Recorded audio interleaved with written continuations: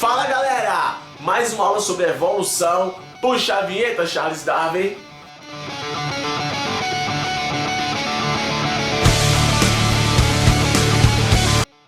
Galera, super aula aqui agora para dar para você uma outra super dica. Já tenho aqui no meu canal uma aula sobre Darwinismo e Lamarckismo 2015, ó, clica aqui se quiser assistir. E já tem uma aula aqui no meu canal sobre a questão de órgãos homólogos e órgãos análogos, clica aqui. Essa aula aqui de agora eu vou falar para vocês sobre alguns fatores evolutivos, falar para vocês sobre teoria sintética da evolução e sobre os tipos de seleção natural, o que podem acontecer aí, ou melhor, os tipos de seleção que podem acontecer para promover aí a evolução de um ser vivo, digamos assim. Então olha só, teoria sintética da evolução nada mais é do que eu peguei o darwinismo, eu peguei as teorias de Mendel e juntei aí a evolução com a genética para tentar propor um novo modelo de evolução, explicando como surge a evolução a partir de fatores genéticos. Então, toda vez que você escutar a questão de teoria sintética da evolução, lembra logo de neodarwinismo, onde vai explicar os fatores que levam à evolução. Quais são esses fatores que podem levar à evolução? Gente, qualquer coisa que altere o DNA é um fator evolutivo. O DNA ele pode ser alterado por diferentes maneiras. Quais são os fatores evolutivos segundo o livro, né? Nós temos a mutação, nós temos a recombinação e nós temos aí a migração também, que também vai ser um fator evolutivo muito importante. Então nós temos mutação, recombinação e a migração. Também nós temos, pessoal, diferentes tipos de seleção, que vai ter aí uma sequenciazinha bacana.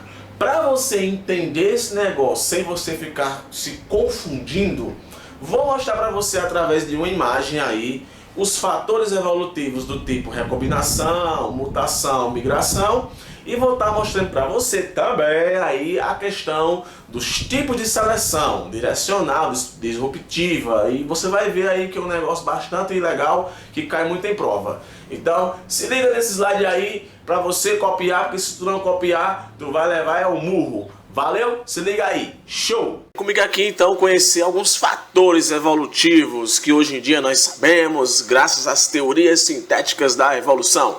Olha só aí. Primeiro fator evolutivo, gente, é a mutação gênica. Mutação gênica que eu acho que você já escutou falar na sua vida. Mutação gênica que são as alterações das bases nitrogenadas lá da nossa molécula do DNA. Todos os seres vivos possuem material genético, seja DNA, seja RNA, e se acontecer uma alteração dessas bases, na sequência dessas bases, novas proteínas poderão ser sintetizadas e assim uma nova característica poderá aparecer em um organismo. Ainda não sabemos de fato com exatidão o motivo específico que leva a uma mutação gênica, a uma mutação DNA. Nós ainda não sabemos isso.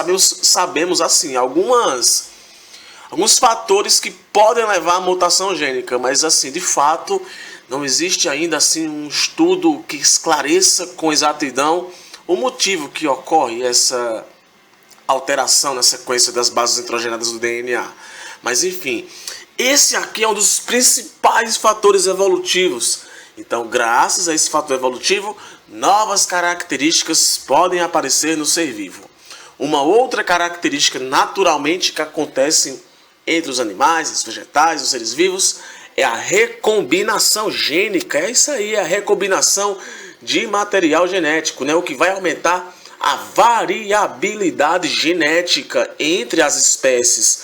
Ah, Patrick, então é diferente de mutação. Aqui vai juntar tudo, junta o DNA, junta fragmentos de DNA de um cromossomo com outros fragmentos de DNA de outro cromossomo, para poder acontecer um processo chamado de crossing over. Crossing over é esse processo aqui, ó, que eu estou apontando aqui o dedinho, ó. Crossing over, que acontece entre nós mesmos, acontece o crossing over quando a gente vai produzir células germinativas elas passam por um processo de crossing over na fase de prófase 1, lá da meiose. É isso daí. Então, esse processo de crossing over ele é importante para o surgimento da variabilidade. Por isso que nós não somos iguais, né? Somos diferentes. Então, recombinação gênica é um fator evolutivo. E, logicamente, também a migração. Quando existe espécies que moram em uma região lá isolada, quando uma espécie, olha aqui a imagem para demonstrar. Mora lá uma espécie lá azulzinha numa região. Mora lá sozinha, tá lá sozinha no meio do tempo. Digamos que indivíduos vermelhos passam a morar lá. Então esse indivíduo vermelho, quando chega lá, ele também traz o seu material genético. Então, se aqui acontecer reprodução, logicamente que novos tipos de seres vivos vão aparecer. Então a migração é um fator evolutivo muito importante, que justamente é a entrada e a saída de genes. Imigração, quando o cara está chegando, emigração, quando o cara está saindo. Então a migração também é, gente, um fator evolutivo muito importante. Isso aqui principalmente os vegetais. Nossa, você não faz ideia como a migração influencia na evolução dos vegetais. Então, esses três são os 3 fatores evolutivos que eu não quero que você esqueça, eu quero que você anote aí. Mutação, recombinação e migração. Uma outra curiosidade, gente, é com relação aos diversos tipos de seleção natural que existem. Cai em prova, sim, mas é muito fácil, assim, é tranquilidade geral. Olha só, nós temos a seleção direcional. Eu não coloquei texto, a imagem em si ela já fala tudo.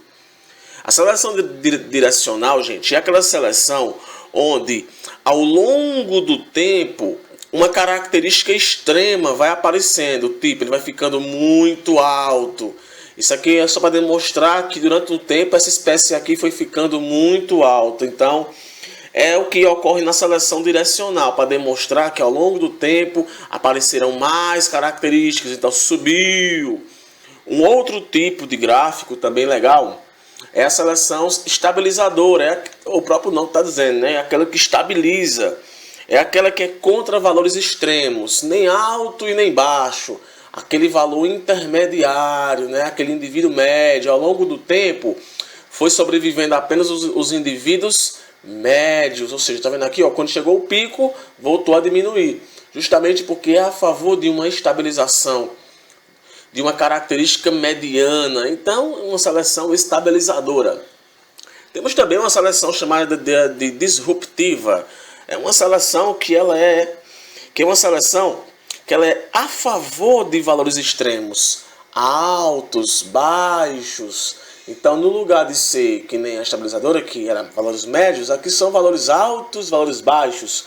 A população, ao longo do tempo, foi ficando alta e depois ficando baixa.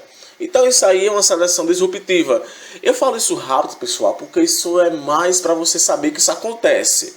Ao longo do tempo, qual é o motivo de mostrar para você isso? Para demonstrar para você que ao longo do tempo as espécies sofrem diversas modificações. Um outro tipo de seleção natural muito bacana é a seleção reprodutiva, né? Nesse tipo de seleção, vence aquela espécie que a fêmea vai querer cruzar, né? Um exemplo aqui clássico é o pavão, né, cara? Que justamente o mais bonito é o que vai conseguir copular aí com a fêmea. Então, seleção sexual. Se isso acontecesse com a gente, né, humanos, a gente tava lascado.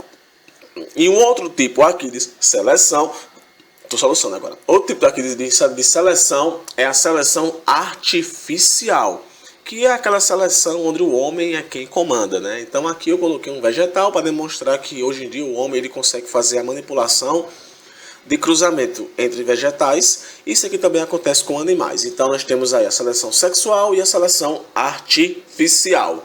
Beleza, meu amigão? Certeza que você anotou o que eu expliquei nesse slide. Se você notou, Patrick, por que tu não escreve num quadro branco? Porque eu não quero, brother. Cara, entenda isso. Aqui é pra você entender. E eu acho que no slidezinho aí, eu colocando bonitinho, você entende melhor do que se for no quadro. Até porque eu não tenho um quadro que preste.